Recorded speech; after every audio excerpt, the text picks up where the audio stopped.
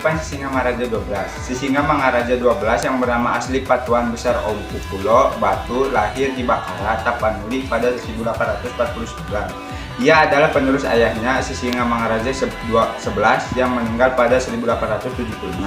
Gelar Sisingamangaraja sendiri digunakan oleh dinasti keluarga Marga Sinambela yang berarti Raja Singa Agung. 1. Kehormatan Si dari bahasa Sanskerta Sri.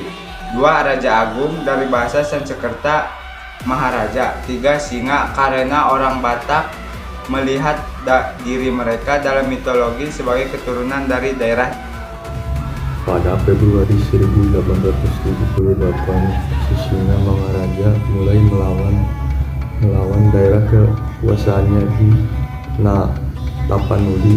Penyerangan dimulai pos-pos Belanda di Bakal Batu Tarutung. Sejak saat itu penyerangan terhadap pos-pos yang lain terus berlangsung, seperti pos Belanda di Awang Balinge berhasil diserang pasukan Sisingamangaraja pada Mei 1833.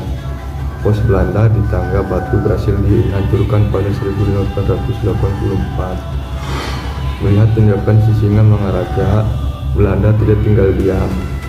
Pada tahun 1907, Belanda berhasil memperkuat pasukannya dengan mempersenjataan lengkap dan siap melakukan penyerangan ke daerah Pakpak.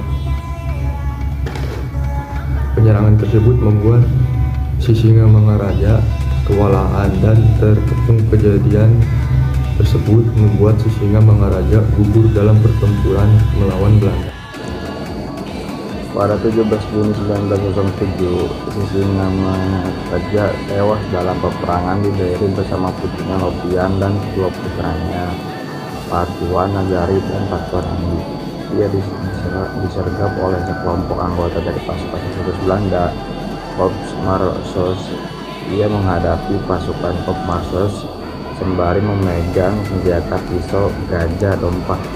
Kopral Souhokta pasukan Belanda.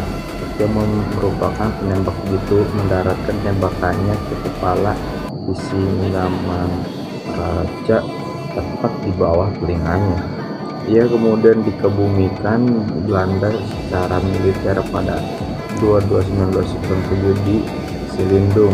Makanya kemudian dipindahkan ke makam pahlawan nasional di Soposurung, Balige pada 14 Juni 1953 yang dibangun oleh pemerintah.